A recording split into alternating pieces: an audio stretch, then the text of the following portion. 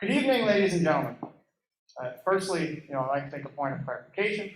Contrary to what we'd originally planned, for COVID-related reasons, we'll be having a hybrid event tonight.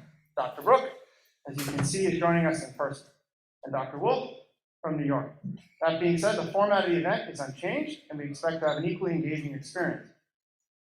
Before we begin tonight's event, I want to offer some words of introduction. My name is Adam Robbins, and I'm the Libertarian Caucus Chair of the Penn Political Union. I'm addressing you this evening because I originally proposed this event and wanted to briefly explain my motivations for doing so. All too often, political debates of our age center on trivial minutiae, the details of congressional procedure, the finer points of tax policy, etc.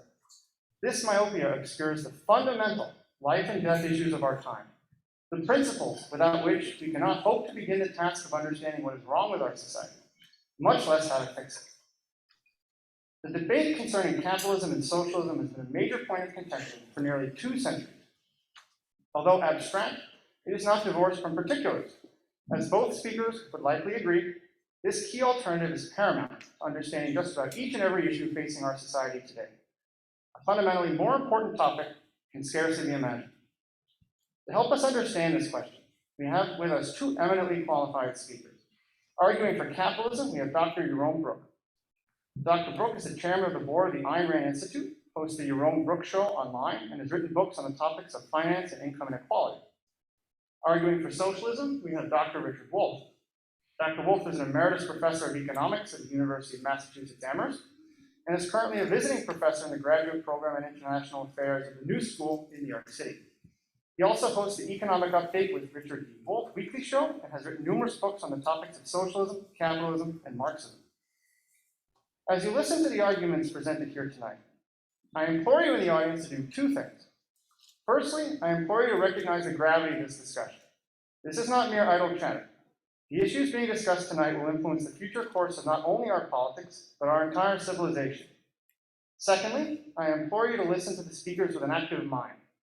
Check your premises. If you find yourself agreeing or disagreeing with a particular point, ask yourself, why is this? On what assumptions or perhaps prejudices does my assessment depend?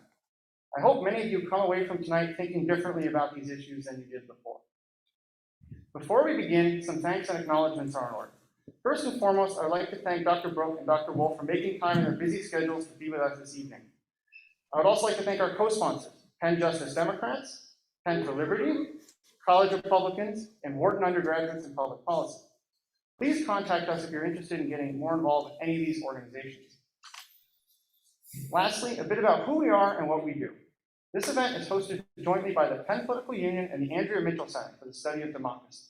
The Penn Political Union is UPenn's premier nonpartisan political debate society. We hold debates like these not only with guest speakers, but with students as well. In addition to supporting the Penn Political Union, the Andrea Mitchell Center sponsors workshops, lectures, fellowships, and research grants for a variety of political initiatives. If you want to hear more about events like this one, please check out our website and follow our social media. I will now hand things off to our moderator, Government and Politics Association President, Sumant Rao.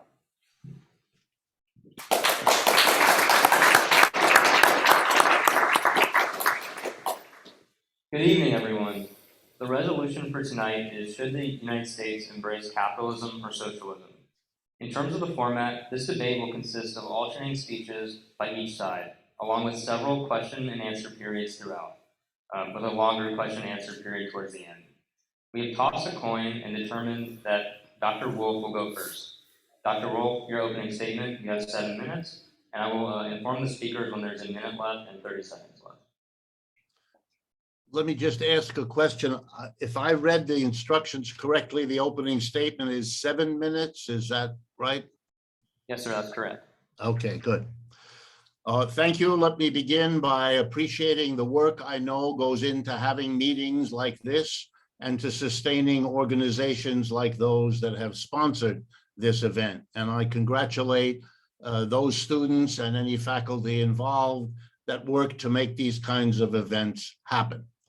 And let me also thank you for choosing this topic of socialism, since in many cases around the United States in my lifetime, faculties and students have been afraid to do that, either not touching the subject or bringing in someone to perform what we kindly call a hatchet job. So I'm not going to do that, obviously, and I appreciate your giving me the opportunity. So why am I in favor of socialism for the United States? Well, to be real honest, I'm mystified as to why you aren't, but I'll get back to that as I get towards the end. Socialism is just about as old as capitalism, maybe a little younger. It represents the recognition by millions of people across the world that whatever capitalism is, and however much it's better than the slavery and feudalism and the other systems that preceded it, like all of those systems, the human race can learn from capitalism and can do better. I'm grateful that people feel that way, because that's why we got out of the slavery, and that's why we got out of the feudalism, and that's why we will get out of capitalism too, and for many of the same reasons. Socialism is always here because it is capitalism's own creation. It is the shadow of self-criticism without which capitalism cannot exist. If you want to understand why socialism is here, then the answer is because capitalism is here and socialism is the criticism. And from whom does the criticism come? On the part of the victims of this system, about which I'll have more to say, and on the part of the critics. And when the system finally comes to its end, it will be because of a merger between the victims and the critics. But I have a special problem in speaking with you because you are in the United States. And the United States has had a very peculiar relationship to socialism for most of its history. In the United States, things have to be explained that in most other parts of the world are already understood. Socialism in this country is portrayed as exotic, as strange, as exceptional, as evil, and as a whole lot of other things, most of which are quite negative. It's only possible to sustain that image if you live in a society where you cannot regularly interact with large numbers of people from many walks of life who are in fact socialists. And that would teach you what, for example, is the truth in most European countries. And because of this similarity, let me mention a few of those things that might come as a surprise to you. 2 weeks ago, there was a national election in Germany. And when the votes were counted, the largest single party, which is now forming a government in that country, is the German Socialist Party. A few miles away is a country you've heard of, Portugal. Portugal has, for the last 5-6 years, been governed by a coalition. I'm sure you're all familiar with it. The coalition consists, number one, of the Portuguese Socialist Party. Number two, its coalition partner, the Portuguese Communist Party. And the third member of the coalition is the Portuguese Green Party.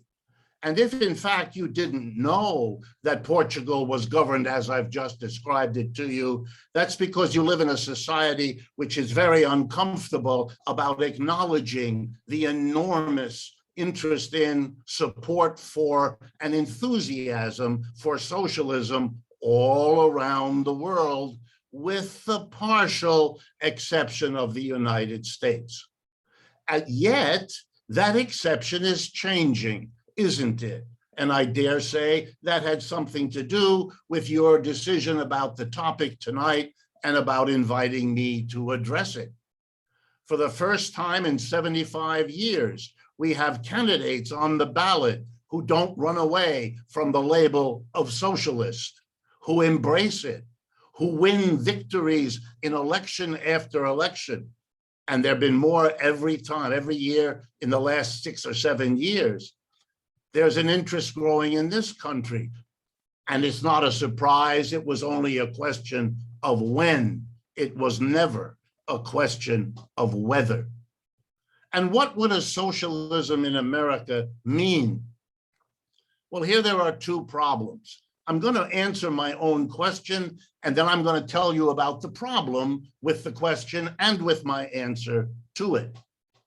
The answer is that capitalism presents us here in the United States with a collection of negative failures, flaws, and breakdowns that it would be the goal You of have 1 minute. socialism to overcome. The first one, and this is not in order of importance, is a level of inequality that is mind-numbing. We all watched a few weeks ago as our billionaires played in the sand, or I should say in space, to fly around for a few minutes while we watched them spending their money at a time when we are suffering the deaths of huge numbers of people because our capitalist system. Sorry? Oh, you have 30 seconds. Sorry. Okay. Let me jump into the problem and we'll come back to the flaws that create it. Socialism is an evolving tradition. It is not what it was 200 years ago or 100. And part of what I have as a task tonight is explain to all of you, if you're not familiar with it, that your images of socialism, whether drawn from the United States or from the Soviet Union or from China or from Venezuela, are different from other conceptions of socialism. And that if you want to understand it, then you have to learn a little bit about an evolving tradition that is different and has multiple dimensions. Thank you, Dr. Wolfe. Yep. Now I invite Dr. Brooke to give his 7-minute opening statement. Thank you. The 7 minutes go by fast. Again, thank you to the organizers. Thank you for putting on this event. Thank you for all of you for being here. I have the advantage of and the benefit of seeing you in 3 dimensions, which is much more fun than to see you through Zoom. I've done those talks, and it's a lot less fun. I too am bewildered about the state of the world. I'm bewildered about this debate. I'm bewildered by the fact that there is any debate. Socialism, and this coming from somebody who, when I was young, was a socialist, lived in a country dominated and ruled by a socialist political party for most of my youth. I'm bewildered by the fact that anybody is still interested in socialism. In every attempt made by the socialists, in every form, it has failed. It failed in Israel of my youth. It failed on the kibbutzim in Israel. It failed in the examples that Dr. Wolfe just gave, whether it's the Soviet Union, whether it's Venezuela, whether it's the wide array of different experiments going all the way back to the Commune of Paris. It's never been successful. It's never even come close to being successful.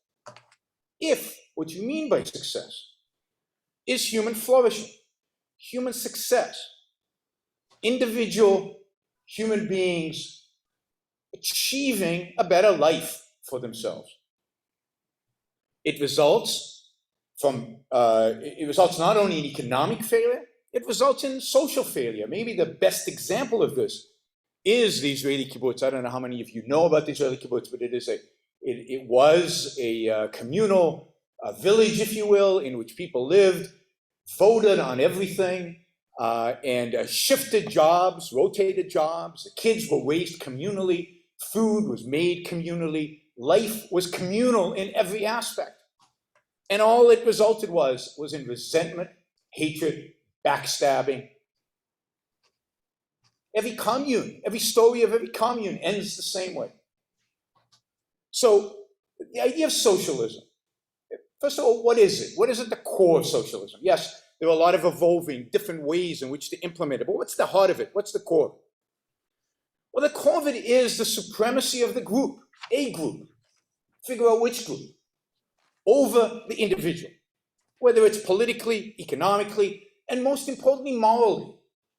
It is the placing of the collective as the unit of measure, of the collective as that which the individual must sacrifice to and be sacrificed to. It's no wonder that some forms of socialism end in bloodshed, because It's just individuals, and we're trying to make an omelet.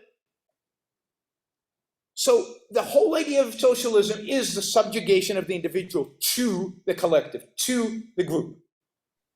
It is a negation of individual freedom, individual choices, the individual mind, your ability to choose your values, pursue your life, and gain your individual happiness based on your standards, not somebody else's, not the groups, not the collectives. Now, I'm not here today to defend the status quo. Indeed, I think the status quo today in America, in Europe, is much closer to socialism than it is to what I'm here to defend, which is capitalism. Capitalism is not the system we have today. Indeed, capitalism is, in Ayn Rand's word, the unknown ideal. What we have today is a mixed economy. It's a mixture of elements of freedom, of markets, of private property, and vast elements of state involvement in the name of the collective of one form or another, in the name of the common good.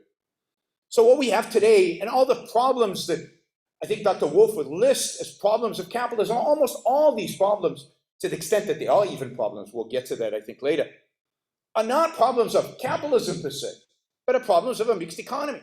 Yes, there are cycles caused by a central bank. Central bank is not a feature of capitalism. It is the enemy of capitalism. So what is capitalism? Capitalism is a system of individual rights. It is a system of political and economic freedom. It is a system that respects the individual mind, a system that respects individual value choices, a system that respects and leaves individuals alone to pursue their own values, their own choices, their own happiness, free of the one enemy the human mind has, the one thing that prevents us from attaining our values, and that is physical force, coercion, authority. The authority of a thug, the authority of a dictator, the authority of a witch doctor, the authority of a church, the authority of somebody with a gun who can force you to do things you don't want to do, the authority of unlimited majority democracy. So capitalism is a complete separation of economics and state. It is the idea that the state's job is not to run an economy. The idea is that the state is there to preserve our freedom, to protect our rights, to prevent the crook, the fraudster, from violating our rights, and otherwise leave us alone. Indeed, if you want to be a socialist under capitalism, you want to go start your commune somewhere, start your kibbutz somewhere, start a company run by employees somewhere, you can do it under capitalism. Nobody is preventing you from doing it. I think it'll fail, but you have every right to do it as long as you're not coercing, as long as you're not forcing anybody else. In contrast to socialism, economic freedom, capitalism, elements of capitalism, whenever they're tried just a little bit, whenever there are elements introduced into the system of freedom, of capitalism, of economic freedom, they are unbelievably successful. Even a little bit of freedom goes a huge way. Exact opposite of socialism. The more consistent you apply it, the worse the outcome. The more consistently you apply capitalism, even in its not pure form, the better things are. Thank you. Thank you, Dr. Brooke.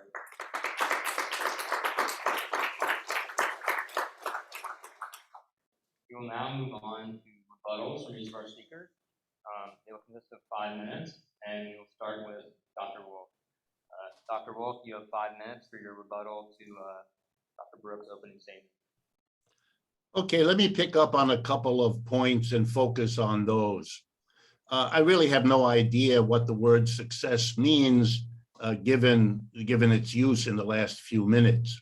I'm an economist, that's what I do for a living. So one of the ways we measure success, it's an imperfect measure, but we use it all around the world, is economic growth, the growth in your GDP, your total output of goods and services. So I want to compare with you the freedom you get if you're no longer poverty-stricken, if you have minimum wealth, welfare, health, food, shelter, clothing. You're not a terribly poor person. The People's Republic of China, I'll use as an example because they call themselves socialist. Over the last 40 years that they've been developing their society, their annual rate of growth has averaged between 6 and 9%, particularly over the last 25 years. Over the same period of time, the rate of economic growth of the United States has averaged between 2 and 3%. That is, the Chinese are growing 3 times faster than we are as a nation, and that's why they're the superpower in the world that you see and read about every day. Over the last 30 years, the real wage of the United States has been stagnant, growing very, very small. Over the same period of time, the real wage of the average worker in China has quadrupled. They promised their people to deliver to them an exit from the lack of freedom that goes with extreme poverty, an extreme poverty that China suffered because in the capitalist division of the world economy over the last 300 years, what was left to China was the bottom of the barrel. Every Western capitalist country took a piece of China as best they could and didn't use it for the benefit of the Chinese, to put it politely. And then let me talk about freedom and the experience of socialism. The kibbutzim had a problem. Every system has problems. And for every socialism that had a difficulty, I'd be happy to give you a capitalism that did. One of the most successful corporations in the last 70 years, for those of you who may not be familiar, is something called the Mondragon Cooperative Corporation. It's a company in Spain. It's the 7th largest corporation in the country. It's a family of 150 to 200 worker co-ops that reject capitalism. Why? Because when you enter a capitalist enterprise, you're entering a place from which all that individual freedom you just heard about is pretty well gone. A very small number of people at the top of that enterprise tell you what to do, how to do it, where to do it, and when to do it. And if you don't like it, they'll take the job away from you. And you can go home and be unemployed and suffer through that with your family. Lots of freedom you have in a system like that. You don't go to work in a democratic space. You don't go to work in a place that recognizes your individuality. And for those of you who have ever had a real job in the world that I live in, know very well what freedom isn't when you're working on the job. And allowing you to leave and go to another place of work where you'll likely be treated in the same way is hardly a solution. Socialism is the yearning for people to do better than what capitalism has in store, to provide you with an education without crippling debt, to provide you with the necessities of life without humiliating you and subordinating you. And to do that, you cannot be asked to go work in an enterprise whose whole internal structure makes a mockery of the notion of democracy.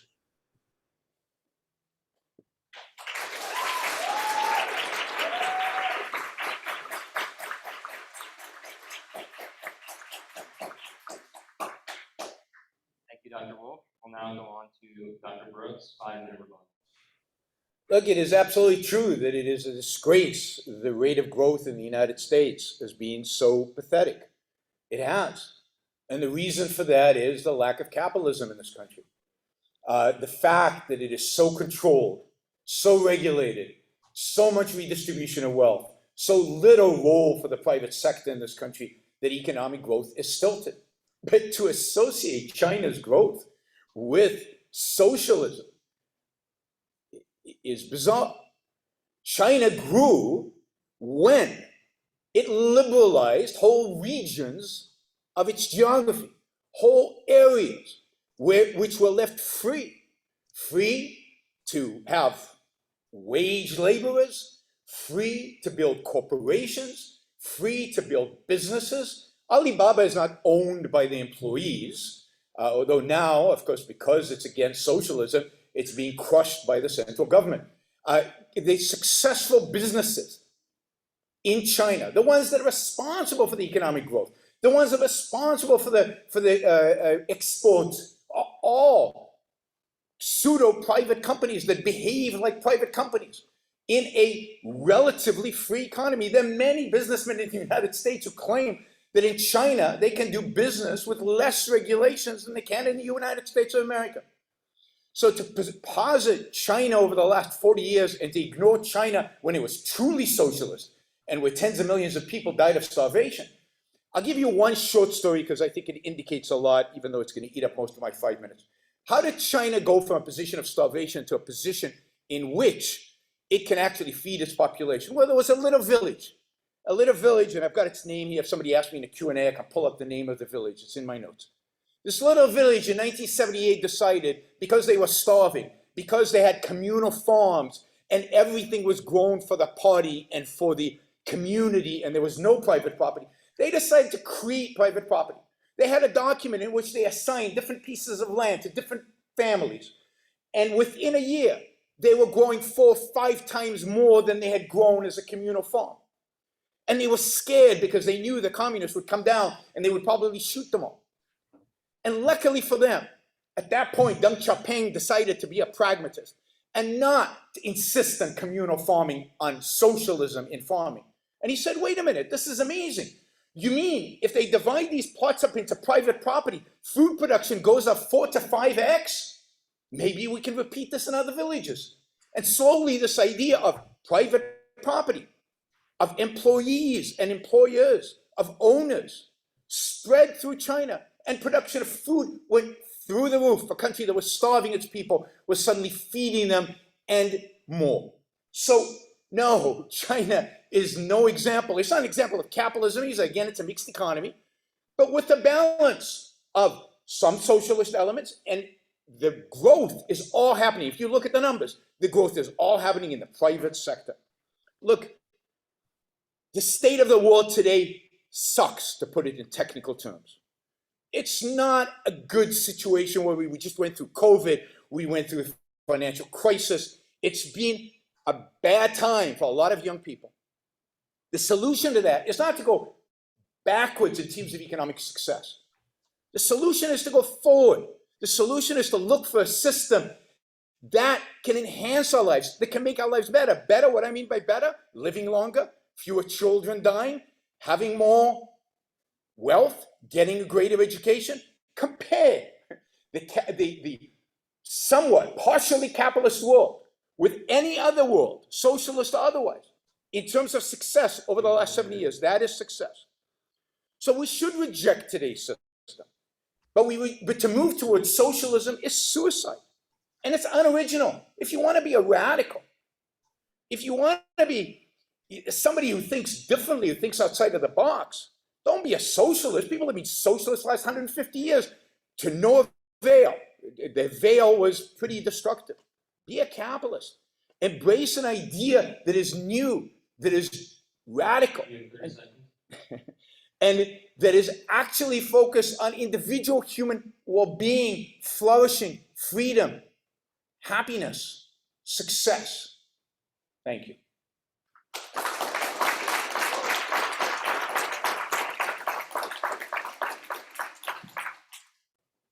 Thank you, Dr. Brooke. We will now move on to an audience question and answer period. We allocated about 5 minutes for this, and we want both speakers to have at least 1 minute to respond to every question. So if I take 3 audience members, we'd like you to come up to the center aisle and then stand at the mic and present your question, just so that Dr. Wolfe can hear you. Come up to the aisle. If you have a question, please raise your hand and we will select for you. Yeah, so, the person in the back. Yeah, yeah. And then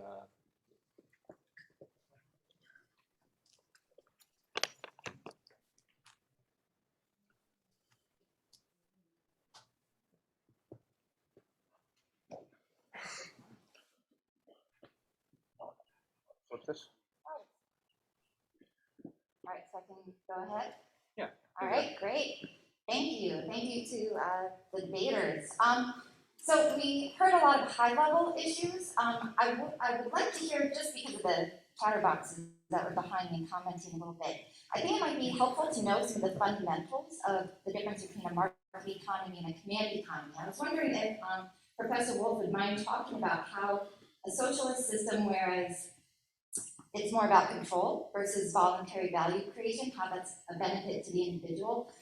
Most of your students and spring registration is coming along right now. And so I'm sure you're all fighting for the best classes, and you are limited in terms of what classes those are. It's an allotment, it's not something that's earned. You have limited choice because you've opted into this system called the university. And so that's what we would see kind of in a socialist system. So I'm curious how you would speak to that, and then also even comparing the US to Portugal in terms of size and scope is not really a good measurement. Well, Thank you.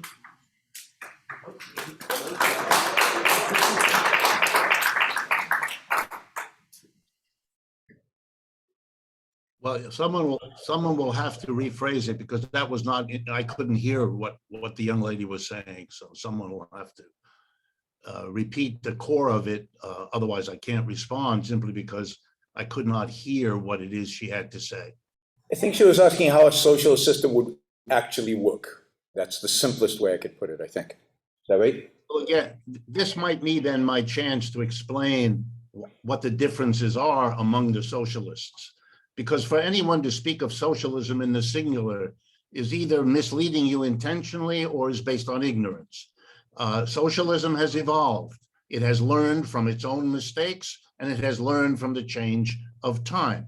For a while in the 19th and 20th century, socialism meant something about what the government was doing and how the government would intervene and how the government would take the rough edges off of capitalism or maybe somehow help make a transition to a different society. Giving that amount of power to the government that the revolutions, for example, in Russia did, taught the socialists that there's a problem. On the one hand, you get mobilization of resources for rapid economic growth. And by the way, just a footnote, read Pearl Buck if you never have, and you'll learn about starvation in China before 1949.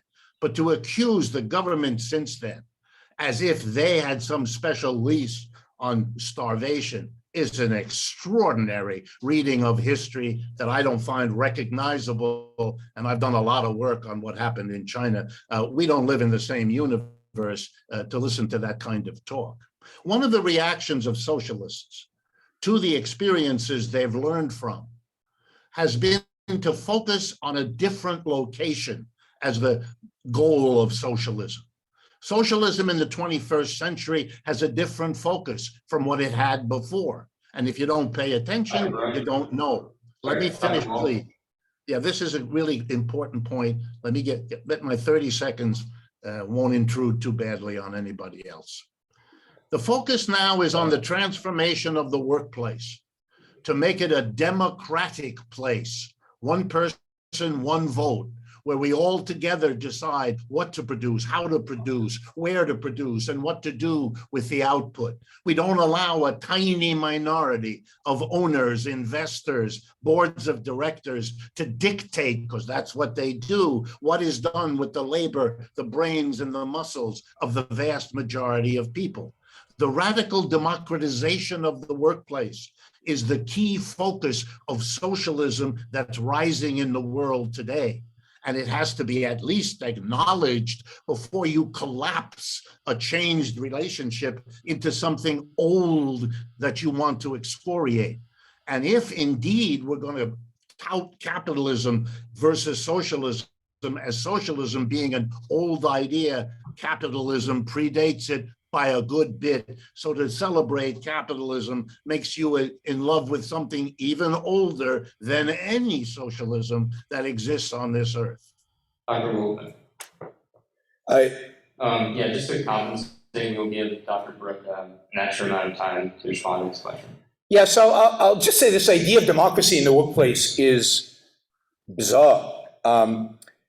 It is a rejection of the idea of division of labor. It's a rejection of the idea of specialization, of expertise. of the knowledge that it takes to run a business, to run particular aspects of a business.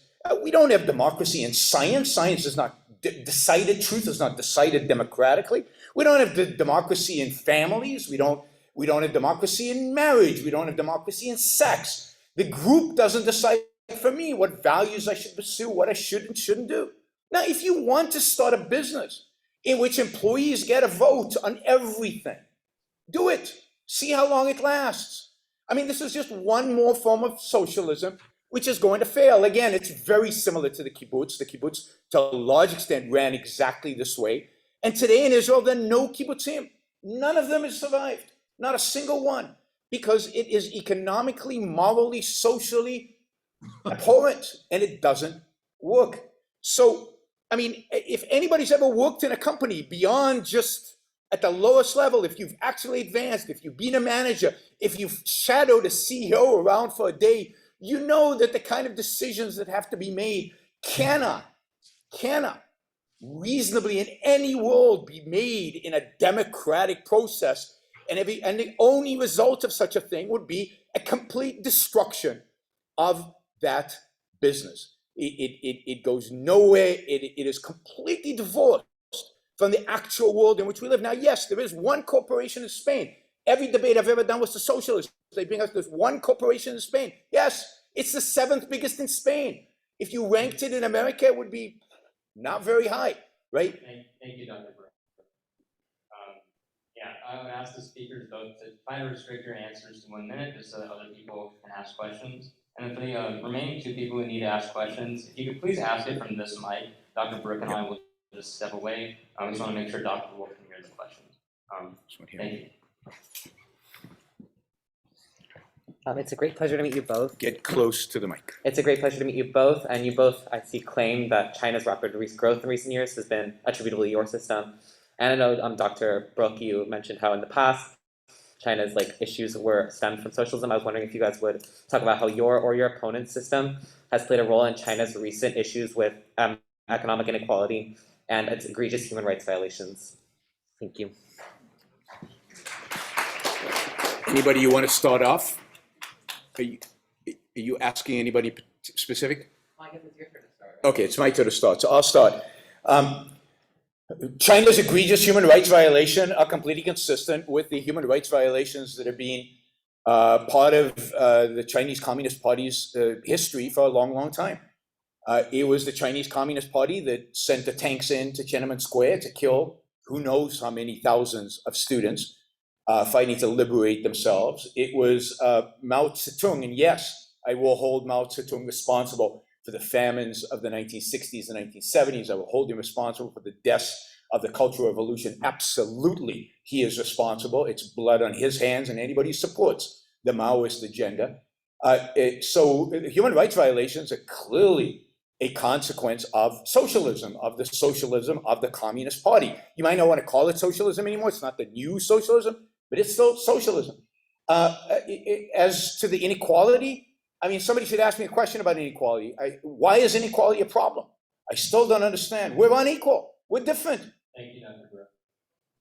Dr. Wolfe, 1 minute to respond to this question. Yeah, I take my hat off to my opponent here. It takes a certain kind of extraordinary courage to speak in a country that has just completed a 20-year war against 2 Muslim countries, Iraq and Afghanistan, killing and destroying countries and people on a scale the Chinese activities in that province couldn't begin to approach. It takes a real remarkable discovery of evil in the world located conveniently where you need to be politically hostile and never to notice where you're talking from and who you're talking about. I also know it's popular to do this bizarre analysis by death counts, counting people who died in Russia in the 1920s and 30s or in China in the 60s. Do you really want to do your analysis that way? Well, let's see what happened under capitalism's rule. I see. World War I. Oh, World War II. Oh, the colonial period from Dr. which Wolfe, we're still not Dr. Wolfe, your escaped. minute is up. It's important to understand that these are ways of arguing that can only be done if you do not see your own complicity. I'm, Thank you, Dr. Wolf. We'll accept our last audience question for this period. Yeah, so my question, like nobody believes that, of course, like Adam Smith's, Wealth of Nations is like the still form of capital that we have today. But I'm just kind of wondering what both of your thoughts are on kind of the way that capital has evolved and what that means for the right and the left in the United States. Specifically, Dr. Wolfe, I wanted to ask you, like, Marx is first a critic of capital and like how those implications on the ways capital has changed, the way that we interact with it, and the way that labor has changed over the last 25 years, and the implications for leftists in the United States. So, yeah.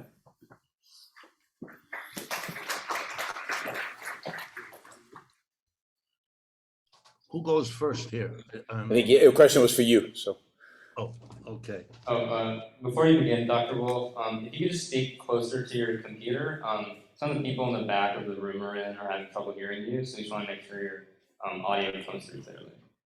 Okay, how about this? Is this audible? It's good. Yes, that's good, Dr. Wolf. Okay. Marx's point was to be a critic of capitalism. Marx wrote very little and didn't believe in looking into the future and guessing what might happen. Everything he did was focused on analyzing capitalism, but to doing it differently from the way Adam Smith or David Ricardo did, namely as a critic. What Smith and Ricardo did was criticize feudalism that went before in the advocacy for capitalism. What Marx does is criticize capital to take history the next step. Marx's feelings and what animated him was his love of the French and American revolutions. He believed in liberty, equality, fraternity, and democracy, which were the slogans. But his judgment in the middle of the 19th century was that capitalism, which had promised those things, never, ever delivered on that promise. And so he was the critic who said, let's figure out why not, and who answered the question. The reason capitalism cannot and never has delivered liberty, equality, fraternity, or democracy is because it is the obstacle to the achievement. And that's why a socialist is always first and foremost someone who wants to go further and to do it in a different way. And the core idea is to change the relationship in the production situation so we're not a minority governing a majority. Thank you. Dr. Brooke, you have 1 minute. Yeah, I don't quite understand the question. The question was about capital and in the modern world. Capital in the modern world has evolved very much based on a regulated statist model. The capitalists, the ones who manage capital have tried their best to try to allocate capital in spite of constant government interventions and the fact that their product, money, was nationalized with the creation of the Federal Reserve in 1913. But again, I think this idea of changing the structure of production will only lead to no production. And if what you want is poverty, then yes, take over the businesses, replace the entrepreneurs, replace the minds of the CEO with voting in town halls like this, and see how much gets produced. Nothing.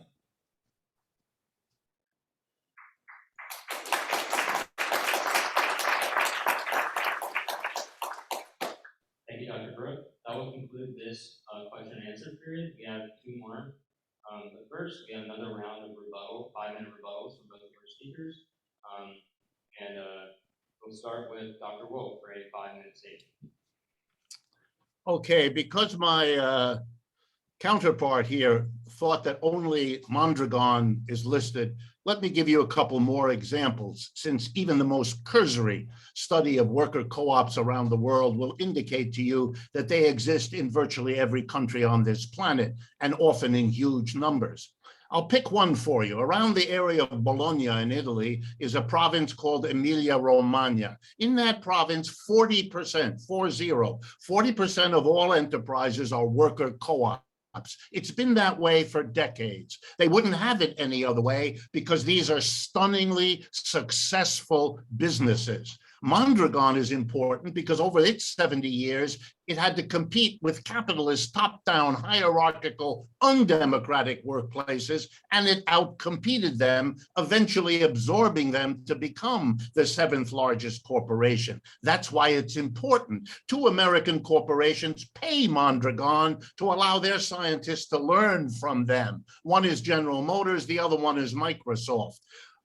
The people on the left don't want to face it, but the reality is these are very successful businesses, and there's lots of literature to demonstrate it. Number one. Number two, capitalism, this is a remarkable business, this notion of blaming the government. Every capitalist failure that we point to, my adversary wants you to believe it's the government. This is doing a wonderful service to big business. They get to kick us, to fire us, to kick us out of our homes, to abuse us on the job in 100 different ways, to sell us faulty products. And here we have a cabal of people who tell us it's the fault of the government, as if we hadn't figured out years ago who it is who controls this government, who it is who funds the lobbyists that write the bills, who it is that donates the bulk of the money. This notion of protecting big business from the criticism its behavior deserves by focusing all the blame on the puppets who sit in the offices is a nice move for the corporations, but it's not a serious proposition for anybody who thinks.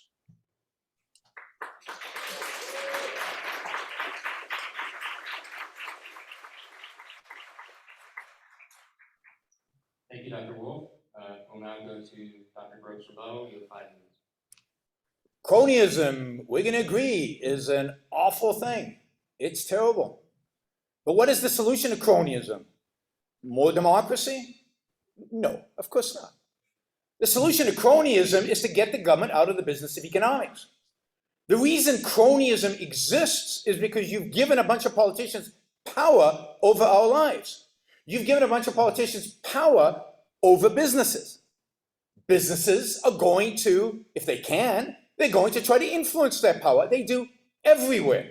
I suspect that even the co-ops in Spain and Italy lobby the Spanish and Italian government. And, maybe it's not an accident that Madrigal in Spain grew over the 70 years primarily under a fascist government, fascism being a close relative, ultimately, of socialism. So cronyism is bad. Let's get rid of it.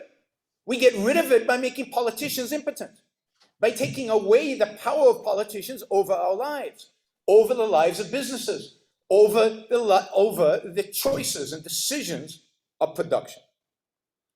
But look, I think there's a much more important point here, and it is a moral point, not an economic point, although economics flows, I think, from morality.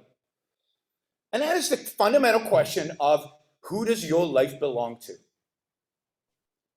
Who should make choices about your life?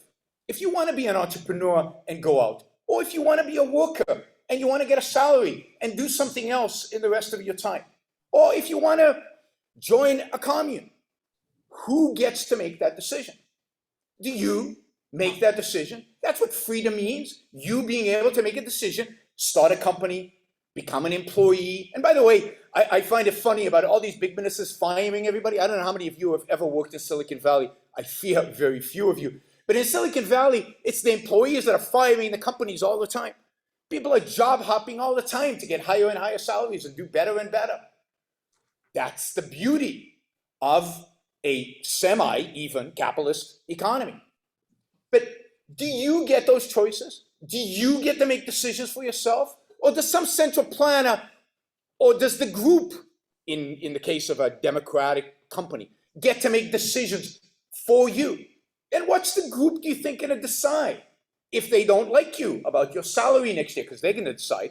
It's not going to be based on your productivity. It's going to be based on how much you suck up to the group, how nice you are, how friendly you are to the leaders of the group.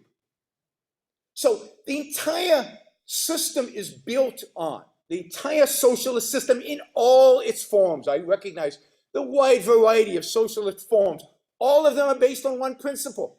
Your life doesn't matter. Your choices don't matter. It's the group that gets to decide what you do, how you live, where you live, what you do. Yes, Dr. Wolfe has replaced the dictatorship of the proletarian with the dictatorship of the majority. The majority gets to decide how you live, what you do. He's replaced the philosopher king with the majority. But majority rule is not moral rule.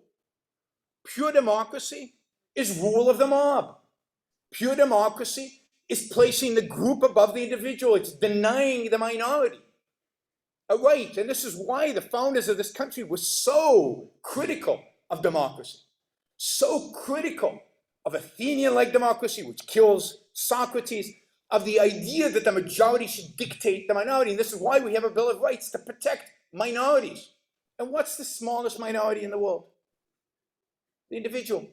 And that's why a capitalist system is a system that is there to protect the individual, his rights, to protect them from the majority, to protect them from an authoritarian, to protect them from crooks, to protect them from fraudsters, and to protect from the majority infringing on that individual's rights. And rights are freedoms of action. The freedom for you to live your life based on your mind, in pursuit of your values, to the achievement of your happiness. Let us leave the mob away from this.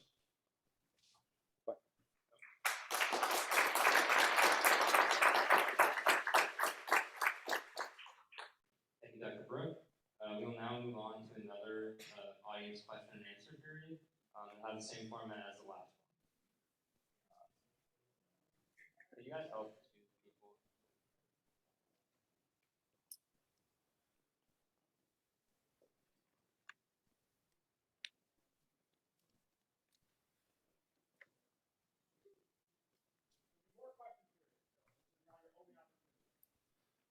Yeah, there will be a longer 30-minute audience question and answer period towards the end. So if you have a question, don't worry. Yeah, we'd like to invite our first audience member. Hi, Dr. Wolfe. My name is Connor, and I'm a member of Platypus 10. In your introduction, you praised social democratic parties in Europe for their recent electoral successes. However, in your first rebuttal, you praised China's steep economic growth, a country very different than European social democracies. My question is, should socialists support any quote-unquote socialist country that has positive economic growth, or are there distinct political goals that a socialist movement should aim to achieve? Thank you.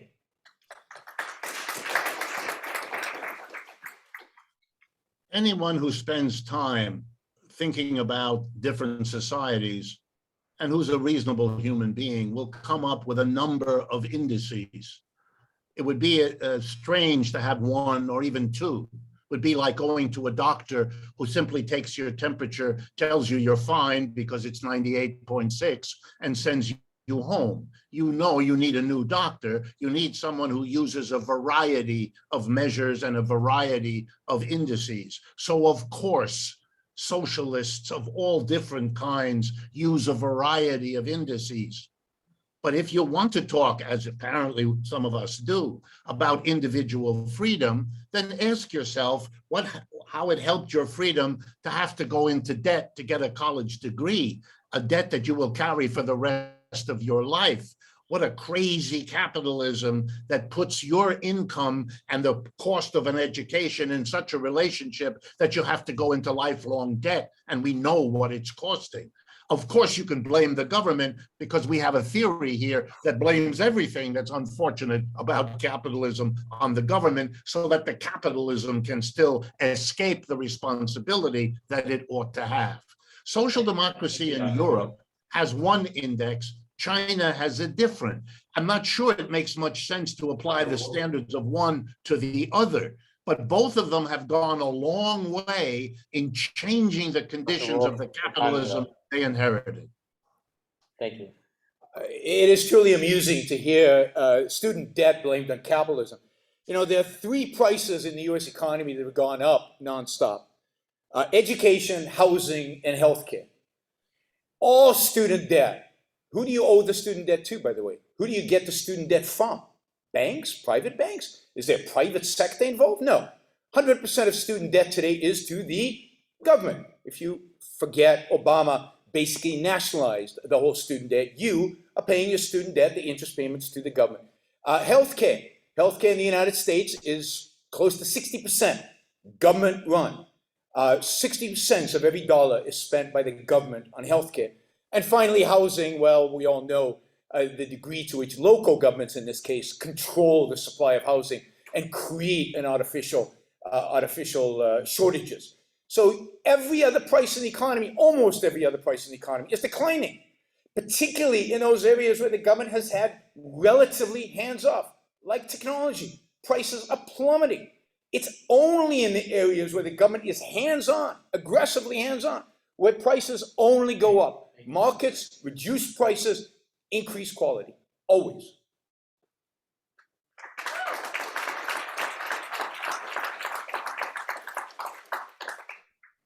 All right, just a quick note for the speakers.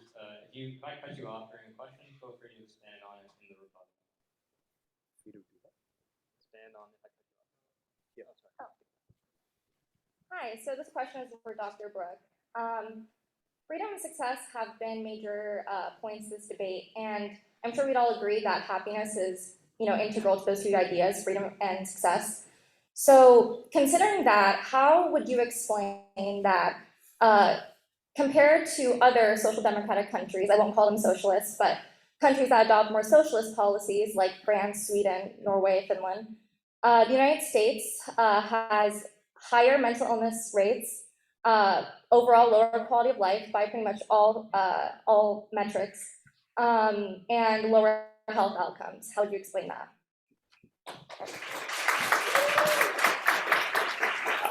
First of all, I dispute all of those statistics. That's just not true.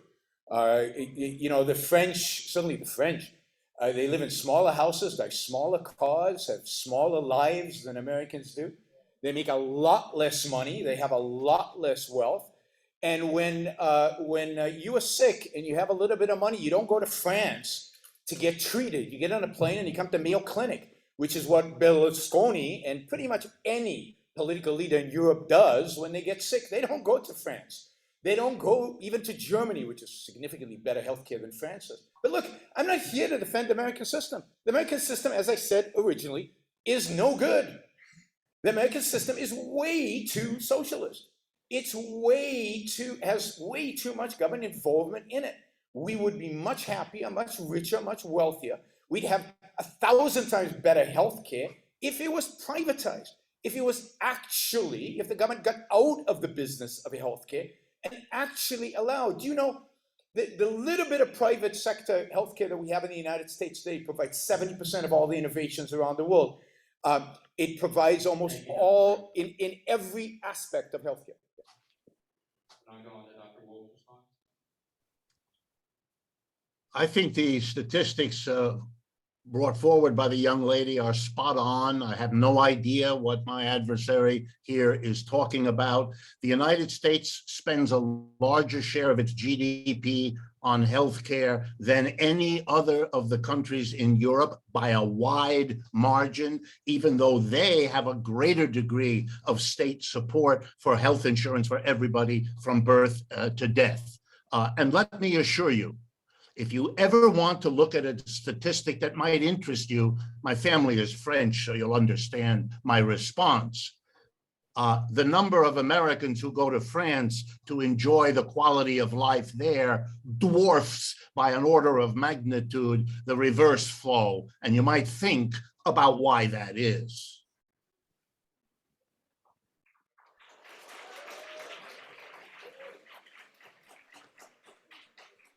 Thank you, Dr. Wolff. We'll invite our third audience member to deliver a final question. So this is a question for Dr. Wolff. Many socialist countries are extremely homogenous. How do you imagine your idea of socialism would work to any degree in America with many different races and ideologies? And if it is always just true majoritarianism, Is the system always destined to fail because of the oppression of the minority?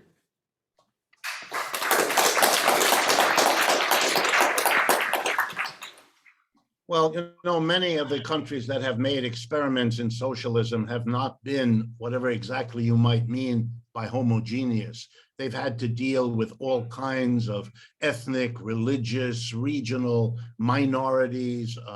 If you remember, the Union of Soviet Socialist Republics called itself that odd name because it was, in fact, a collection of very different people, very different nations, with different religions, with different ethnic and value systems, and so on. And they had a struggle all through their lives about how to deal with that kind of a situation.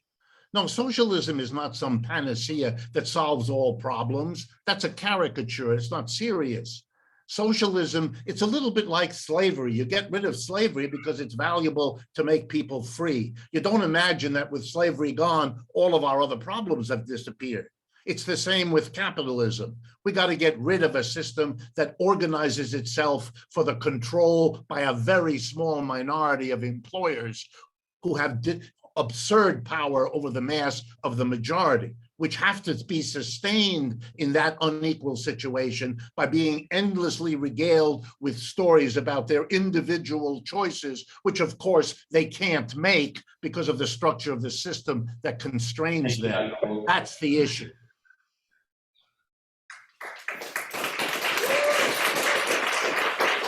I mean, the idea that because in America we have employees, therefore they have no choices, is bizarre. All you have to go is walk into a grocery store in the United States and see the amount of choices that you have. And if anybody ever went into a grocery store in the Soviet Union, you would know the difference in the kind of choices that you have. Not just material choices, but the spiritual choices of the kind of music you want to listen to, the kind of art you want to experience, the kind of experiences you want to have. The array of choices that we have with just a little bit of capitalism in the United States is stunning as compared to any socialist experiment that has ever existed. And this idea that American working class is somehow suffering and burdened and in misery is ridiculous. The working class in America is some of the richest people in the world. In terms of per capita income or wealth, we have been an enormous success across the board. Yes, inequality is high, but that's part of that is that the people at the bottom are much richer than they used to be, much richer than people in the middle class or upper classes in other countries. Yes, if we're all equally poor, it looks like we have inequality, but now the inequality is in a space where we're all relatively rich. Wow. Wow.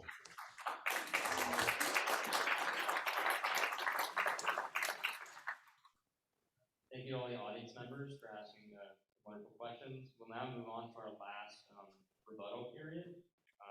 So remember, each speaker has 5 minutes to give their rebuttal. I also invite both speakers to expand on any of the responses during the audience question and answer period, since time during those are very limited. And we'll start with Dr. Wolfe. You have 5 minutes. Okay, I'd like to go back to the differences of the socialism so that people understand that socialism is an enormous movement around the world. You know, Karl Marx died in 1883. That's barely 150 years. And over that time, his thinking and the thinking of other socialists have moved from Europe to every corner of this planet. Here was a set of ideas, a critique of one kind of economic system, capitalism, and the advocacy for a transition to a different and better one. And this yearning for doing better than capitalism, from Scandinavia to the tip of Africa to Latin America to Asia, everywhere, has spread like very few sets of ideas in the history of the human race, because they speak to something. They speak to an innate human desire to do better than the situation that they're in. The last time capitalism crashed globally was in this century. 3 times we've had a collapse of capitalism. the dot-com crash of 2000, the subprime mortgage crash of 2008, and now this crash of 2020 and 21. Wherever capitalism has settled, every 4 to 7 years, it crashes. A system as unstable as that should have been pushed aside long ago. If you lived with a roommate as unstable as capitalism, you would have moved out years ago. Why do you accept this? Why do you accept this grotesque inequality? You can't play to go in space the way Mr. Bezos did. He's an individual, you're an individual, but that's where the similarity comes to an end. And the splits and divisions in our society coming out of the inequality, coming out of the bitterness of a declining empire, these are really serious problems of Western capitalism. And they are leading people to rediscover what? The socialism that has been pronounced dead and gone a dozen times, only to come roaring back with yet another surge. It speaks to something in the human experience. Don't forget to listen. Weigh it in any way that you want, but to have it shut out, to think that the only debate is whether the government is the bad guy or the private capitalist is the bad guy, is not systemic thinking. It's getting lost in a defensive maneuver to keep the capitalists who run this system from bearing the responsibility for what their decisions do. Blaming the puppet means you don't understand the puppeteer. And socialism has as one of its goals to focus your attention there. And then also learn from the experience. Socialists who did the Paris Commune in 1871 learned, and then they did the 17 revolution in Russia and the 49 revolution in China and many more. And each time they learned, this is what we did that is progressive, and this is what we did that we must not do again. By the way, that's exactly how capitalism emerged out of feudalism. And the history doesn't stop. Every economic system in the history of the world was born, evolved, and died. Capitalism is not unique. It was born, we know that. It has evolved, we know that too. So guess what the next step is? It's not a question of whether, it's a question of when. And the when may surprise us as this society we live in continues to disintegrate.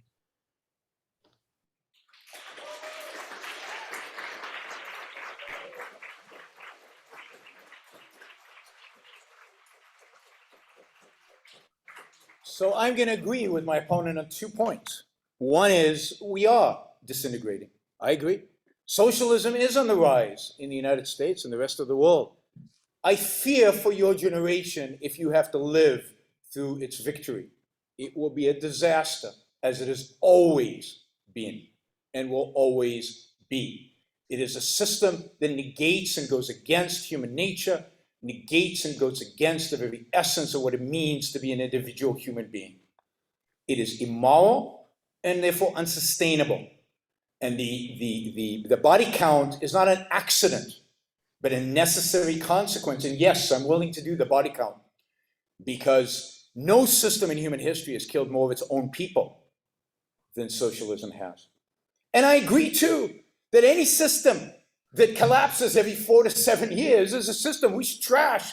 We should get rid of this system, absolutely. We should strive to a much better ideal, for something much better than what we have today.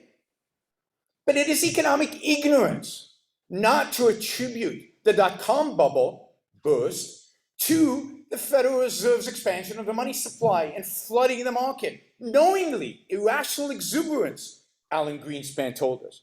Or not to attribute the financial crisis to the government subsidizing of mortgages and lowering of interest rates, the negative real rates, which is insanity for any economist, anybody in finance who knows anything about finance. And to blame lockdowns on capitalism rather than a government policy which resulted in which dictated lockdowns, dictated that you're wearing those ridiculous masks right now. Yes, it's government. It is government. And unless you understand it's government, you don't know what the solution is. And the solution is freedom. Look, from the beginning of time, there is a fundamental human conflict out there. A fundamental human conflict between the idea that the individual is alive to serve the collective, that he is a slave to the group. It goes back to tribes. It goes back to Plato's Republic. It goes back to Christianity. It goes back to almost the entire human history. We have been slaves of one kind or another.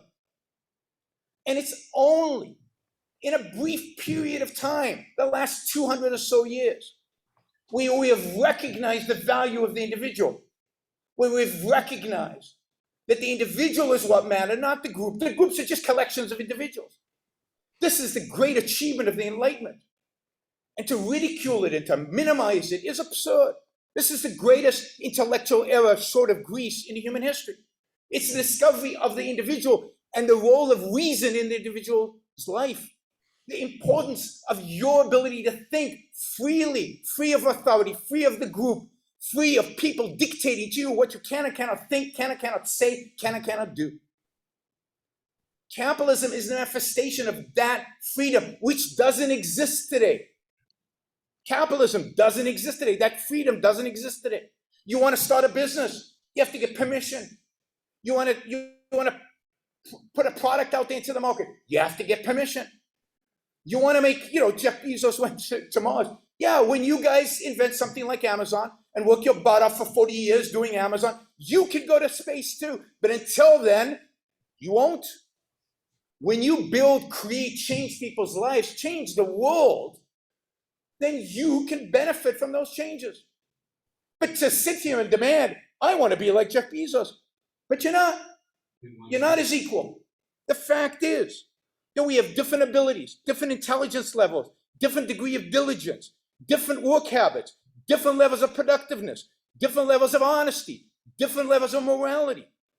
We're different. And the idea that somehow we should be equal as an outcome is bizarre. And the only way you can achieve that kind of equality is by suppressing and repressing anybody who expresses any form of minor ability, by pulling everybody down. That is what socialism has always done. And that is when you don't protect the rights of minorities, and particularly the individual, is what always gets done to the individual and to minorities. So be radical and be ambitious. Fight for freedom.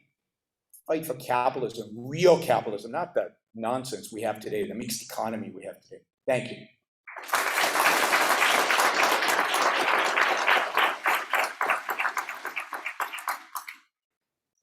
That concludes our rebuttal period. We'll now go into a longer audience question and answer period. After that has elapsed, we'll go on to closing statements and then do a vote. So I guess we should do this in batches of 3 so that people don't have to stand too long. Okay. You guys want to choose like people?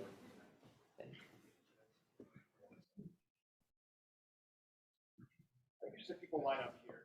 Just step out and line up. Yeah, line up Okay. here, and then we'll just try to go in order. Get as many people as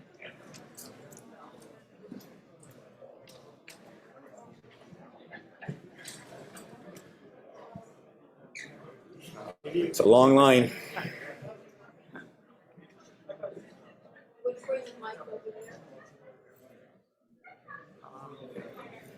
No, you can't.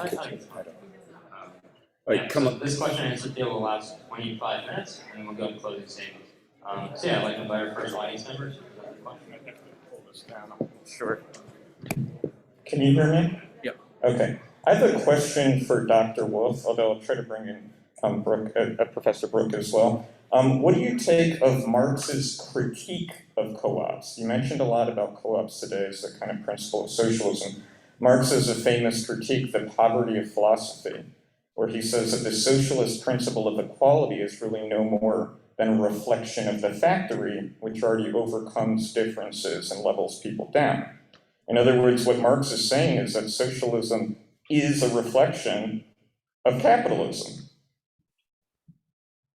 And so, asking this question then, you mentioned earlier Marx is a critique of capital. You might say Marx is actually the greatest critic of socialism ever, in order that it would have to become reflexive of the contradiction, right? This kind of industrial forces of production and what Professor Brooke has called the rights of property, which Marx would call the rights of the burghers, right? Property and labor and everything like that. So what do you think of Marx's critique of co-ops, especially when you're talking about different co-ops today? So thank you.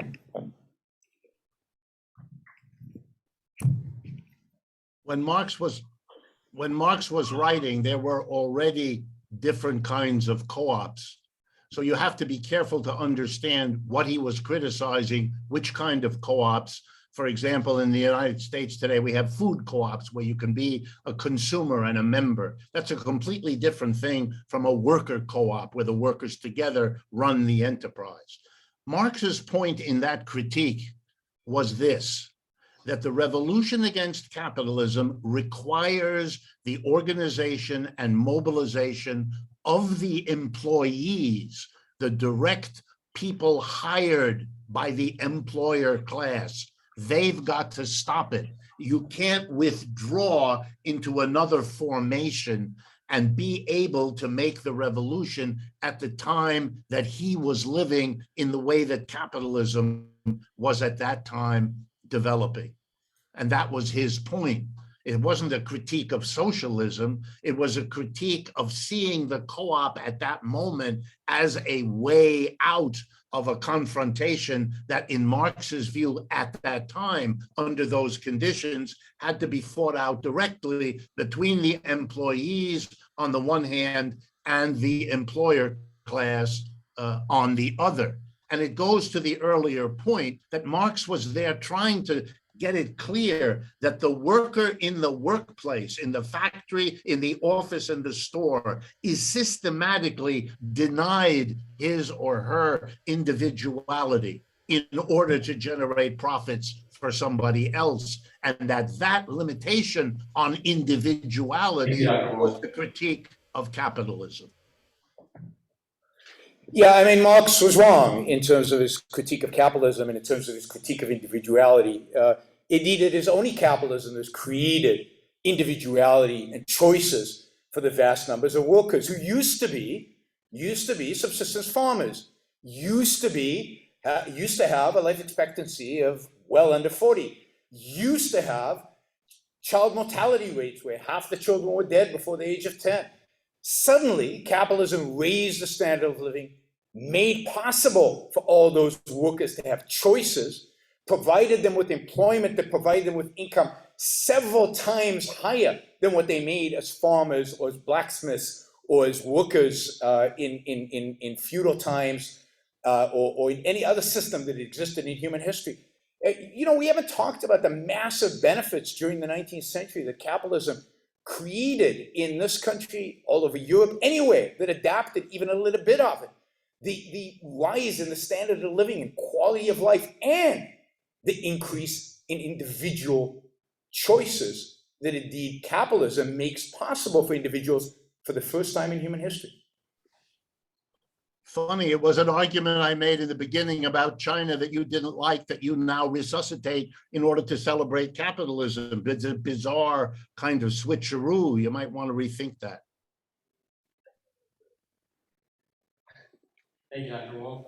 Well, in my second audience member to ask a question. Hi, Dr. Wolff. I was wondering if you could explain how, with the oppression of workers under capitalism and the purported success of workers' co-ops and communes, why are more people not rushing toward these workers' co-ops? Do you believe your system could thrive on a voluntary basis, or will the government have to force people into it? Well, it depends where you look as to whether or not people are rushing. Capitalism is a system that is not friendly to new developments like this. For example, I work with worker co-ops across the United States. You go to a private bank, it's very difficult to get a loan to a worker co-op compared to getting a loan to a top-down hierarchical enterprise that the bank is used to dealing with. This is not surprising. New systems have a hard time developing out of the old. Early capitalism had a very hard time developing out of feudalism. And because my adversary doesn't know his history real well, the predecessors were not self-sufficient subsistence farmers. They had a name in Europe. They were called serfs, and they lived an unspeakable existence in which their individuality had almost as little role to play as the role of a factory worker 50 years later when capitalism had taken over. That's why socialism exists. It's the celebration of the individual and the creation of social arrangements above all production to enable that freedom to be realized. Otherwise, it's purely a pretense that denies the actual situations that workers are facing, and more in this country. I might remind you all that life expectancy of the last few years in this country before pandemic has been going down, not up. Capitalism is having a real hard time, which is why we're having this debate. Life expectancy is indeed going down. It's going down because of, guess what? Yeah. No, yes. Because of the lack of jobs, but more importantly, because of a lack of purpose. Because people have been promised things that government cannot provide them. Because people are being told to sit pat, their jobs are going to come back. Don't worry, be happy. The government's going to hand you a check. You're going to be on welfare and you're going to be happy. The world's going to be wonderful. Not working, not providing, not being productive. That is the consequence of a welfare state. The level of suicide, the level of drug addiction that has plagued this country and resulted in a declining life expectancy in the United States. It results of false promises made by statists of all kinds, left and right. I'm no big fan of the Republican statists either. Left and right, who have been making false promises instead of encouraging those steel workers in Ohio to get in their car and drive to Western Arkansas, where there are plenty of jobs and where they could make a good living at a lower cost of living. But God forbid anybody take personal responsibility over their own life and actually act in a world where we tell them they will be taken care of.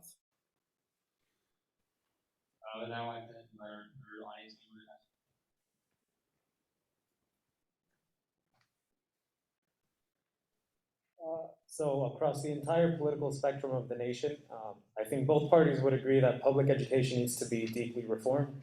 How would capitalism and socialism reform public education today?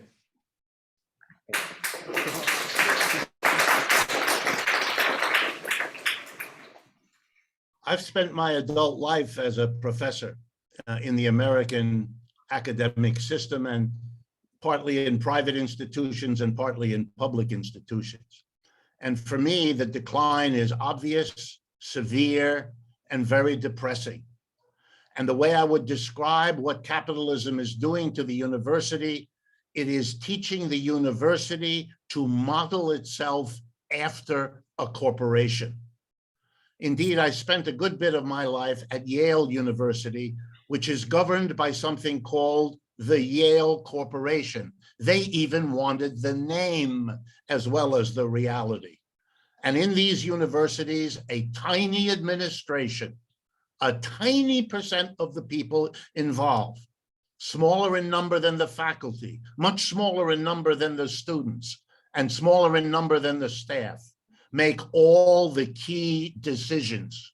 They humor the professors to have a faculty senate, but overrule it whenever they need to.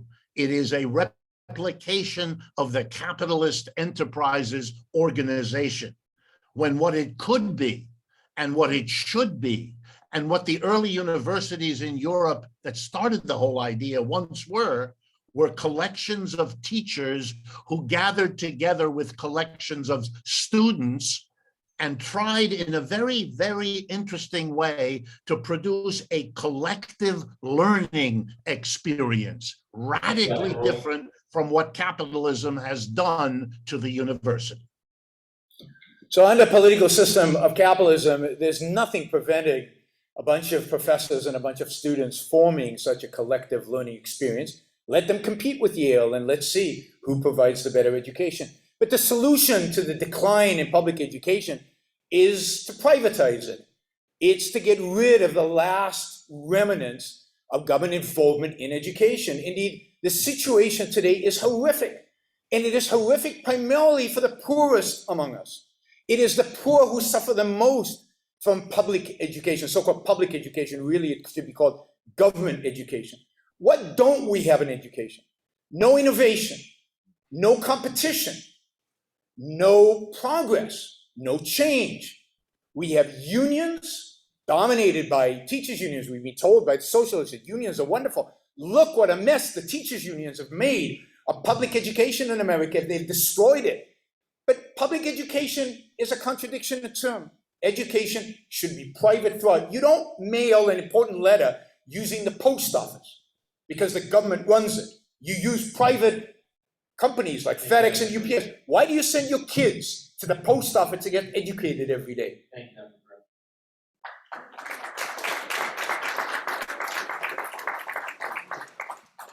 I'd like to invite our fourth audience member to ask a question.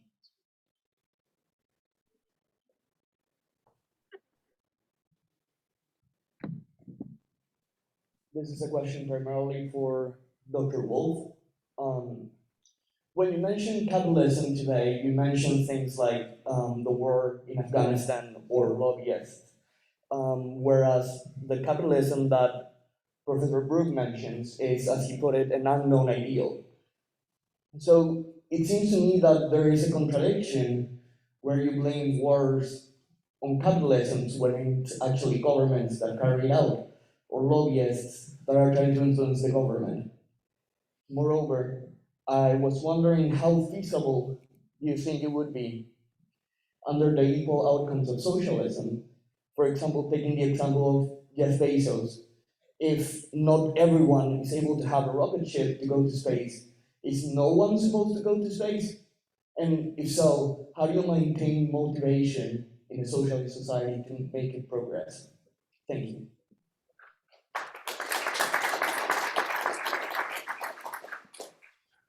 It used to be easier for folks to argue that somehow socialism in the places where it is established does something negative to initiations or efficiency or starting a business. I don't face that conversation very often anymore because it's so easy to demonstrate that countries that call themselves socialist and mean something significant by that have been able to show initiative and achieve efficiencies and economic growth and all those things that they weren't supposed to be able to do. My adversary is saying things which only politeness hold me back from pointing out are simply errors of fact. I mean, they really are not something for us to debate over. What was done by the communist government in China after 1949 is everywhere in the world recognized for the humanitarian transformation of those people's lives that it was. Did it along the way involve all kinds of conflict? You bet. But that's the reality of every society. Capitalism comes into the world in violent revolutions, French, American, British, and so on. It has had 2 world wars. It is a society that has a lot to account for. Now, it's convenient to blame the government always because that lets the big businesses off the hook. And I hope you're well paid for it. But otherwise, it's an act of love and a kindness on your part, which I do admire. I wish I was paid well for it. The rewriting of history under Mao Zedong is stunning. A lot of my Chinese friends in China will be stunned to find out that the 1949 revolution liberated them and made them better off. It's the rewriting of history here, but this is what happens. Let me say something about capitalism is to be blamed for World War I, World War II. World War I, Austrian-Hungarian Empire ruled by emperors. Doesn't sound like capitalism to me. The German welfare state doesn't sound like capitalism to me. Where was capitalism in World War I? Indeed, World War I was the end of an era of capitalism. It was the demise of relative freedom in Europe. And again, the fascism of Hitler is capitalism. The communism of Stalin, which, if you don't know your history, cooperated with Hitler in starting World War II, that is capitalism, really? The 9/11 was capitalism. Yes, it was in a sense, because one of the reasons the Islamists hate us is because of our freedom and our capitalism.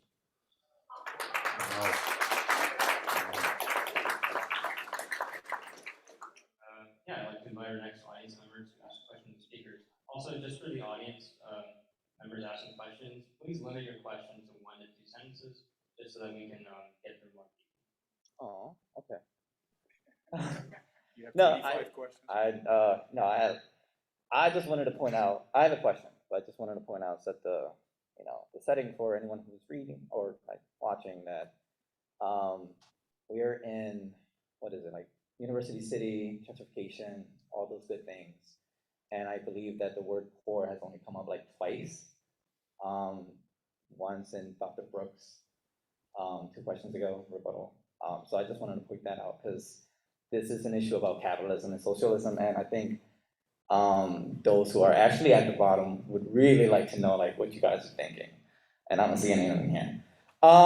Okay, so my question is for Dr. Brooke. There is a contention in your definition of capitalism in terms of, yes, there are inequalities amongst people, yet that we all share the same freedom and the same pursuit of happiness. Let's borrow that. But yet you cling to this dynamic in the workforce where there is an employee who has to obey to an employer. Yet you go, I know you're gonna say, oh, choices, they can move, all those things, but labor history doesn't really say that. They have to struggle to actually get those choices. So my question is, I just want to clear up that, that contention there. Can you formulate a question? Sure. How do you account for labor history in terms of that employer-employee dynamic that you claim that it is innate to capitalism? Yeah, there's been a employee-employee dynamic since the beginning of capitalism.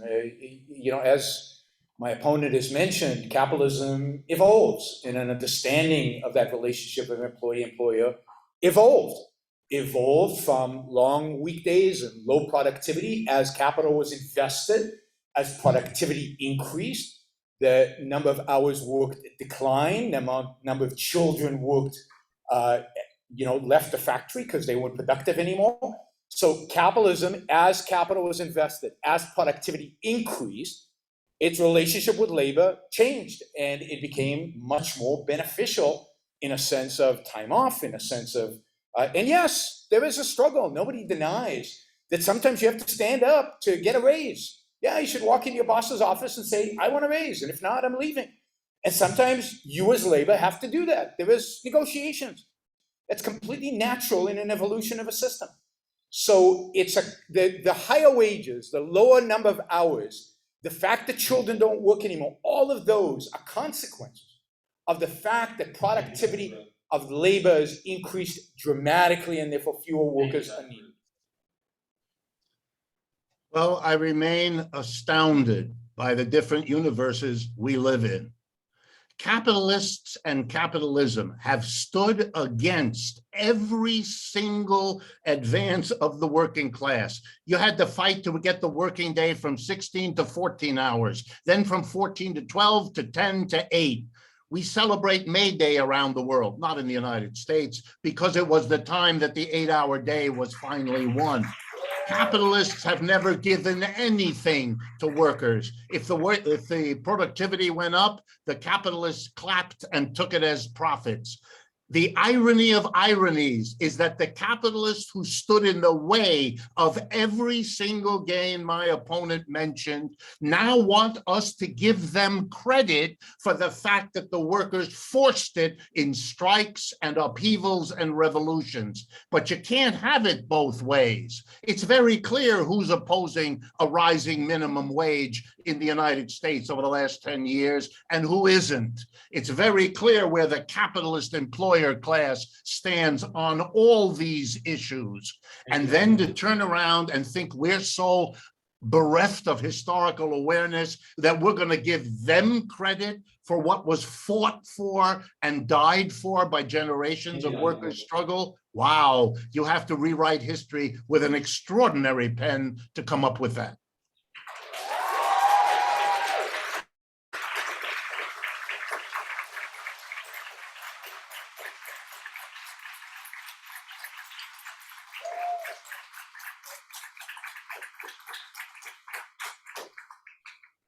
We might have only time for a few more questions. So if the people at the front of the line don't mind, I'm gonna pick someone from the middle or back just because I feel bad that, you know, the people in the back didn't have a fair chance to ask questions. So the person in the blue mask with a black top. Yeah.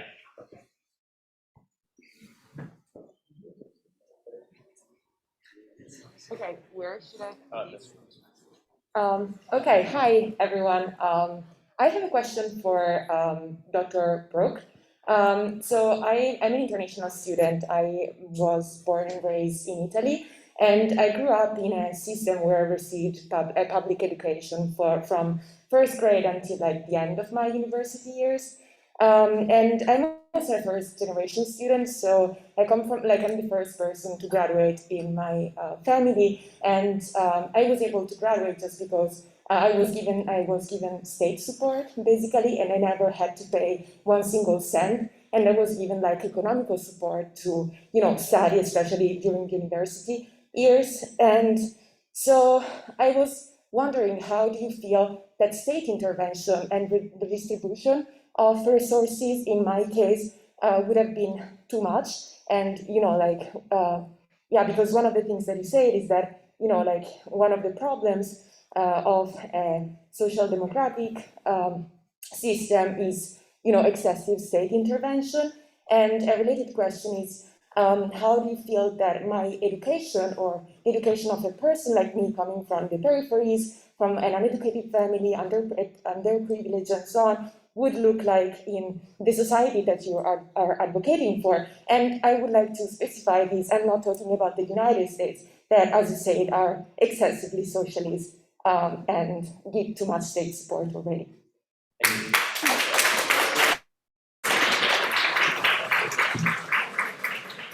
I think that under a capitalist system, a consistently capitalist system, you would have got a better education. Your family would be wealthier. That education would have cost a lot less than it costs right now. I'll just give you one small example. This is about 10 years old, so the numbers might be off relative to today. But in the city of Chicago, I know Chicago better than Italy, so I apologize. In the city of Chicago, it costs the city of Chicago $15,000 to educate a kid in the south side of Chicago. It costs the Archdiocese, the Catholic schools, $7,500 to educate exactly the same kid in exactly the same neighborhoods across the street and provide them demonstratively with a better education. And take that $15,000 and give it to the parent, and let the parent decide where the kid gets an education. And let private enterprise enter into these neighborhoods and start competing for that money and start innovating around education and start providing the best service, and let parents in the south side of Chicago decide on what school to send their kid rather than some state regulator deciding what. And suddenly you will get a flowering of innovation, progress, competition, and a dramatic improvement of education for the poorest of the poor here, for the people who most at this point need it.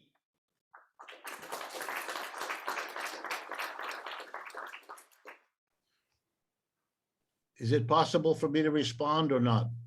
Yes. Go ahead, Dr. Wolfe. Okay, there's another make-believe here about private and public. Let me tell you about Yale University that you may not know.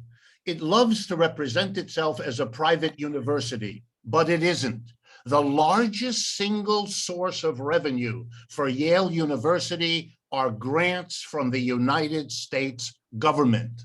They get way more money at that private school than most of the public schools in the United States could ever dream of getting. And the same is true of UPenn and of Harvard and of all of the others. Because one of the consequences of capitalism that organizes its enterprises top down with a few people at the top is that those few people use the system for themselves and not for the rest of us. And they've organized the university and they've organized the government that my opponent keeps wanting to blame to do their bidding, which is why Yale has the money that it has, because it siphons off from the government way beyond what any welfare mom could dream of. You're making my point. That's what happened under cronyism, not capitalism. Yeah, calling it cronyism doesn't erase the capitalism that it's the crony of. No, it's not crony capitalism. It's just cronyism.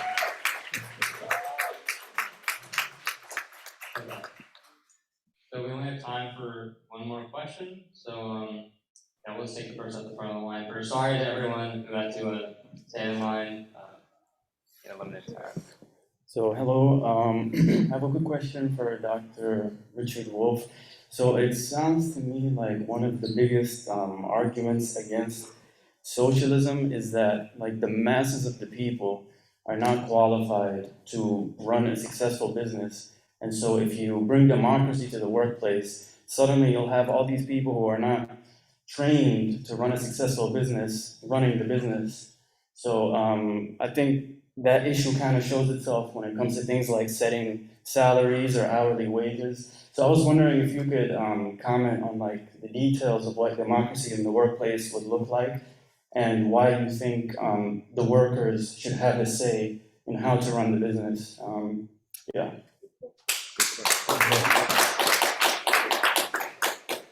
I'd be glad to do that. By the way, the arguments that the workers can't run a business, that workers can't together run a business, those are the same arguments that were used to tell us that we can't have parliamentary government, that we can't have elections, because we need leaders, who are specialists, who are so excellent, like that retarded king that we've had for the last 40 years, because he had the great good luck to be born to a retarded parents or whatever else story we're told.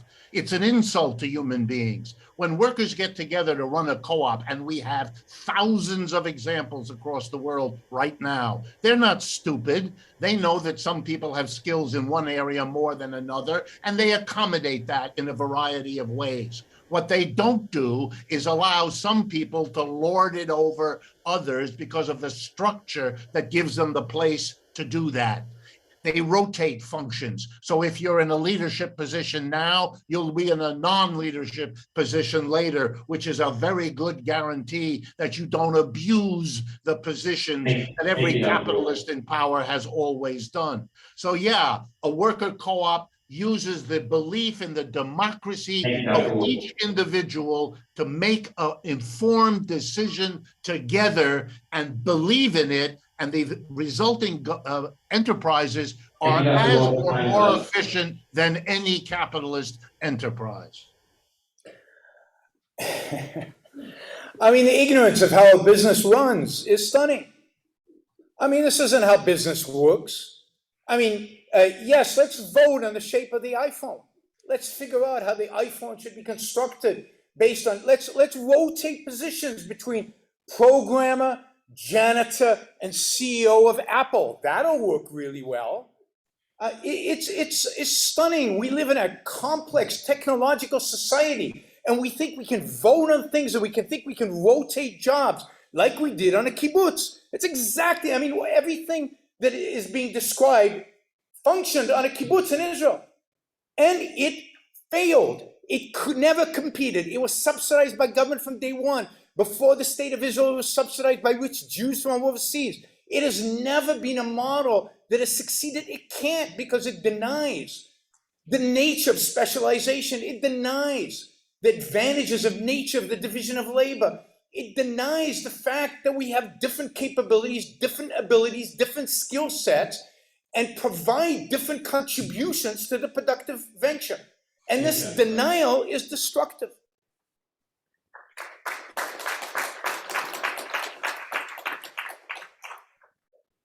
Thank you to all the audience members, to all our question answer periods who came and asked such wonderful questions. Yeah, with that, we'll move on to our closing statements for the last statements from our speakers. Each speaker will have 5 minutes, and we'll start with Dr. Wolfe. Okay. I'm amazed at the contents of this discussion. I think it could have been a lot more productive. I don't find the debate between private and state enterprises all that meaningful. My understanding is that state enterprises have long ago, in most societies, copied what private capitalist enterprises did. That is, they copied the employer-employee structure, whether it was public or private, which is why the workers in both of these types of enterprises share the same alienation, the same resistance, the same dissatisfaction. You know, the history of the human race, at least for much of the last 2,000 or 3,000 years, displays a sequence of economic systems that have something very troubling in common. In the slave system, we had two positions, basically, master, slave. One had all the power and accumulated the wealth, and the other ones did the work. And when that was no longer tolerable, at least in Europe, it was overthrown and it was replaced by a feudal system in which, once again, we had two positions, a lord and a serf.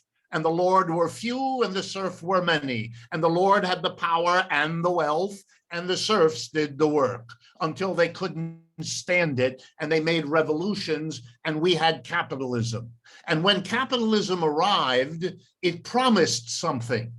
It promised in the French Revolution liberty, equality, and fraternity. And in the American Revolution, they added democracy. And those were supposed to be brought by capitalism. Well, we got capitalism. Feudalism was gone and slavery was gone. But guess what?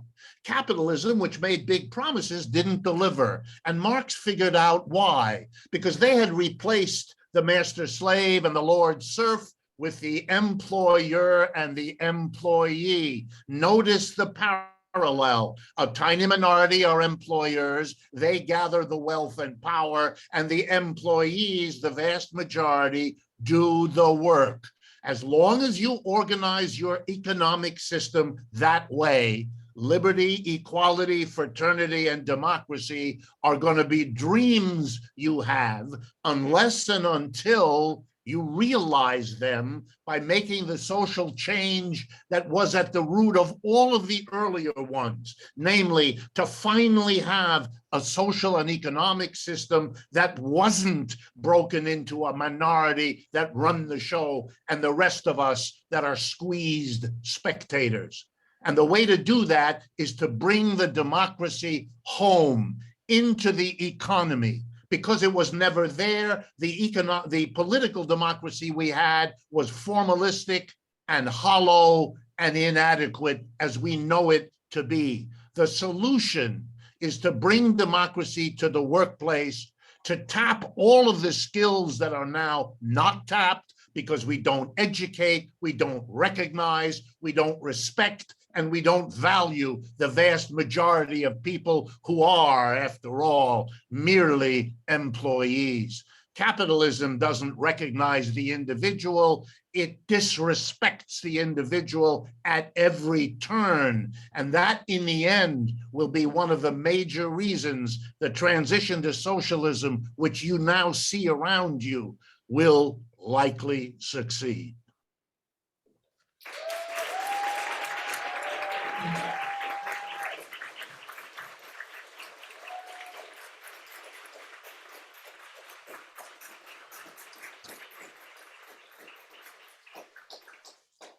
So my opponent has never talked about the force, the coercion, the authoritarian nature of his so-called democracy? What if you don't want to play the game as they have set it up? What if you want to start a business? What if you want to be an employee? Can you do this under this new system of socialism? Can you open your own bank? Can you distribute your own capital? Of course not. Of course not. You're constrained to let the majority dictate for you.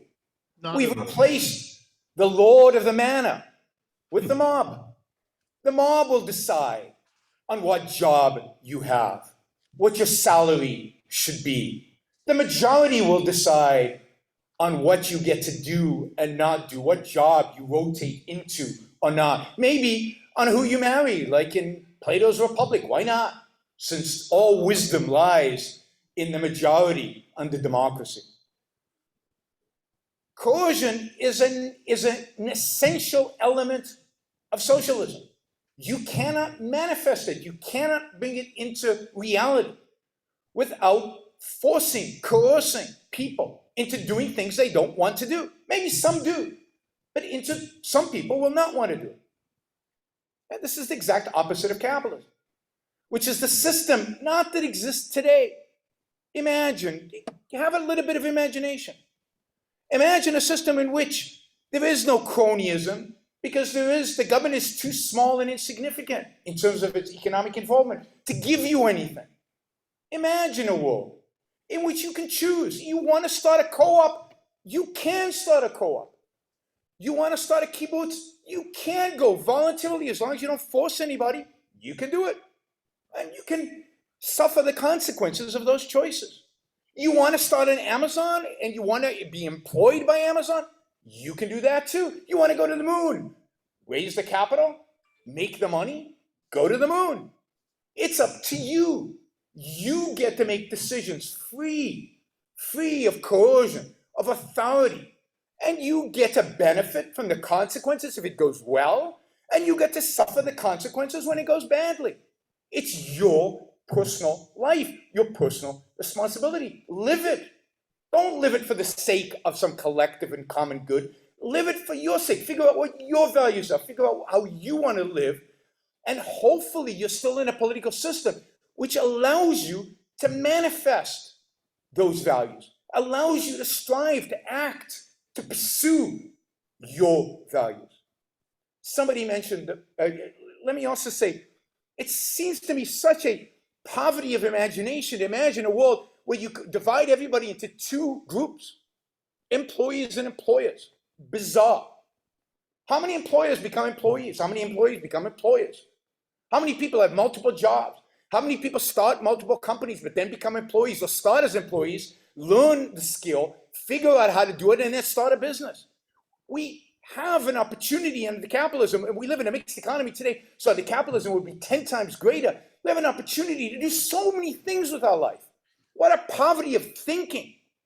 The number of businesses started in the United States is in the millions a year. People start their own businesses because they don't want to be employees. Great, that's wonderful. And they end up employing people. And those people learn a skill and ultimately they become employees. I have to say something about the poor because somebody mentioned it and he's right. The only system in human history to raise people out of poverty has been capitalism. The only places in which people have come out of poverty have been places that applied some capitalism. It is socialism that enslaves the ambitious poor into a mediocre life of choosing between an employee and an employer. No, you have a richness to life. The possibilities are infinite if you are free to make those choices. Let's evolve into a system where we are less free. Let's not evolve into a system where we reduce choices. Let's not evolve into a system where we have less imagination. Let's embrace a system that expands human freedom, that expands human prosperity, that expands the possibilities of what can be done. Imagine new business forms that none of us have thought of. Under capitalism, you can make them real. Under socialism, you need permission. I want a permissionless society. I want a free society. I want a capitalist society. Thank you.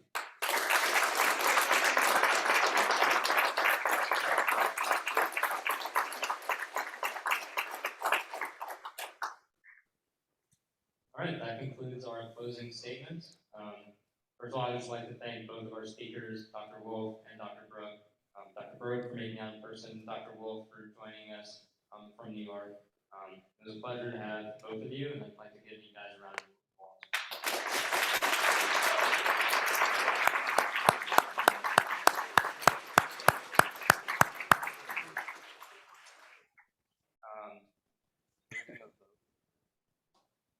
Yeah, just the final statement is PPU is part of the Government and Politics Association, which is the largest nonpartisan political group at Penn. We have a lot of events, we do a lot of things. The upcoming ones are we have a PPU debate about the Green New Deal on October 26th. We have our political magazine, the largest political magazine on campus, Penn Political Review, is accepting pitches for its winter edition for the print magazine. We're also having an op-ed series on their website, which you can write a pitch for. And also, we have a Bolivian Symposia every Thursday. Bolivian is our informal political discussion group. If you have any questions on any of those events, please come talk to me or any of the people in the front row. And with that, I thank all of you for making it out tonight.